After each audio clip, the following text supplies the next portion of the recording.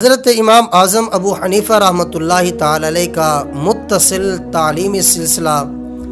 حضرت امام اعظم ابو حنیفہ رحمۃ اللہ تعالی علیہ فرماتے ہیں کہ میں نے صرف حضرت حماد رضی اللہ تعالی عنہ سے علم حاصل کرنے پر اکتفا نہیں کیا بلکہ باقی اپنے زمانے کے علماء کو تلاش کیا، اور پھر میں حضرت امام جعفر صادق رضی اللہ تعالی عنہ کے پاس علم حاصل کرنے کے لیے پہنچا، اور پھر تقریباً 2 سال حضرت امام جعفر صادق رضی اللہ تعالی عنہ کی صحبت میں رہا اور ان سے علم و فیض حاصل کیا۔ اور آپ کا یہ مشہور قول ہے کہ اگر یہ 2 سال نہ ہوتے تو نعمان بن ثابت ہلاک ہو جاتا۔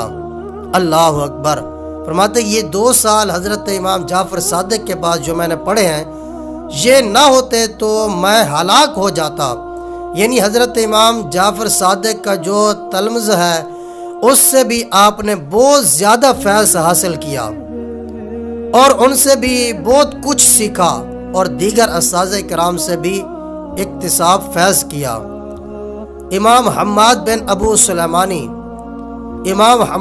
ابو سلیمان کے استاد امام ابراہیم نخعی رحمۃ اللہ تعالی علیہ، امام ابراہیم نخعی کے استاد حضرت امام علقمہ بن قیس نخعی رحمۃ اللہ تعالی علیہ، امام علقمہ بن قیس نخعی کے استاد عبداللہ بن مسعود صحابی رضی اللہ تعالی عنہ، اور عبداللہ بن مسعود رضی اللہ تعالی عنہ نبی کریم سرور کونین صلی اللہ علیہ وآلہ وسلم کے معروف صاحب علم اور صاحب فقہ صحابہ میں شمار ہوتے ہیں۔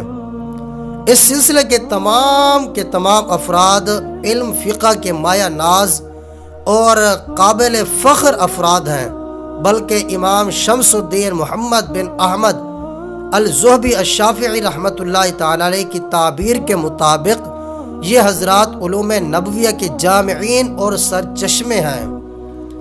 ایک دفعہ فرماتے ہیں کہ میرے دل میں یہ خواہش پیدا ہوئی کہ میں اپنے استاد حضرت حماد سے ہٹ کر اپنا الگ حلقہ بنا لوں، اپنا حلقہ درس قائم کروں، تدریس کے لیے الگ سے مجلس قائم کر دوں۔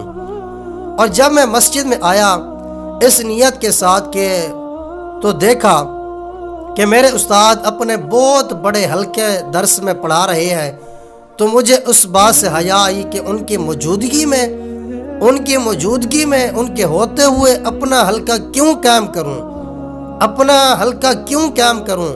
تو میں ادب کے انداز میں اپنے استاد کے سامنے جا کر بیٹھ گیا اور انہی سے ہی علم حاصل کرتا رہا۔ لیکن اسی دن اللہ کا کرنا ایسا ہوا کہ حضرت حماد رضی اللہ تعالی عنہ کو بصرہ سے پیغام آیا کہ ان کا ایک عزیز وصال کر گیا ہے اور ان کو کچھ دن کے لیے وہاں جانا پڑا۔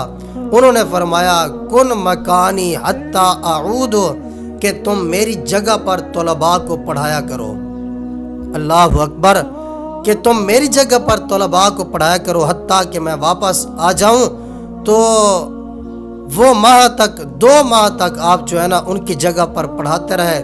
اس دوران نئے مسائل سامنے آئے اور آپ ان مسائل کو لکھتے رہے جن پر مزید تحقیق کی ضرورت تھی، اور جب آپ کے استاد واپس آئے تو 40 نئے مسائل آپ نے اپنے استاد کے سامنے رکھ دیے جو آپ کو اس دوران پیش آئے تھے، جن میں سے 20 مسائل میں حضرت امام اعظم ابو حنیفہ کی رائے کو درست قرار دیا اور 20 مسائل میں ان کی اصلاح فرمائی۔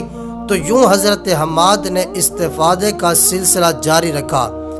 اپنے استاد سے وفا کا عالم یہ ہے کہ آپ فرماتے ہیں کہ میں یوں اپنے استاد حضرت حماد کے لیے دعا کرتا ہوں جیسے میں اپنے والدین کے لیے دعا کرتا ہوں ہر نماز میں۔ اور ادب کا عالم یہ تھا کہ آپ فرماتے ہیں کہ میرے اور میرے استاد کے گھر کے درمیان 7 سڑکیں آتی تھیں، لیکن اس کے باوجود میں اپنے گھر میں پاؤں اپنے استاد کے گھر کی طرف لمبے کر کے نہیں سویا کرتا تھا، ان کا ادب کرتا تھا۔